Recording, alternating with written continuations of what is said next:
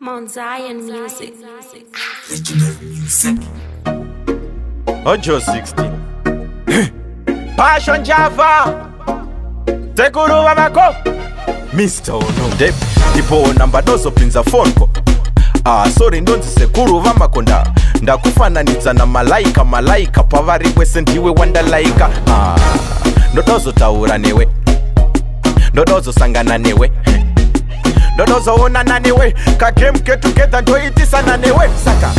give it to me unonanganisa pama sports give it to me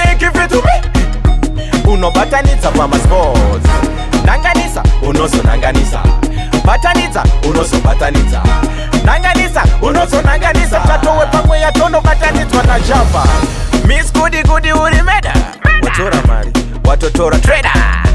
ndokutera kuita fanka trailer mama pakuzvara vokuti panjira you know umwe ndiyani hapana zvimwe tozotaura pachasangana umwe ndeupi hapana ndiani yachaziva pachapanana give it to me unobatanidza pama sports give it to me unonanganisa pama sports nanganisa unozonanganisa batanidza unozobatanidza nanganisa unozonanganisa tonobatanidzwa na Java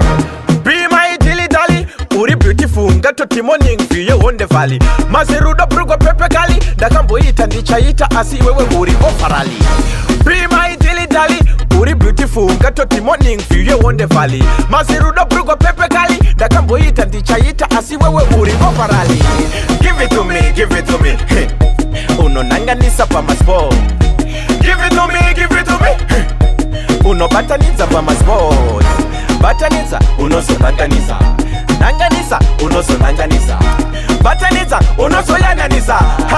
tonobatanidzwa na Java ipo namba dazopinza phone call sorry ndonzi sekuru vamakonda ndakufananidza na malaika ndiwe wandalaika ndodozotaura newe ndodozoonana newe ndodozoonana newe ka game get together ndoitisana newe saka give it to me unonanganisa pama sports give it to me unobatanidza pama sports nanganisa unozonanganisa batanidza unozobatanidza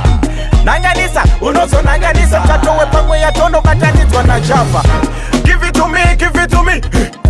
unonanganisa pama sports give it to me unobatanidza pama sports nanganisa unozonanganisa batanidza unozobatanidza nanganisa unozonanganisa tatowe pamwe yatondobatanidzwa na Java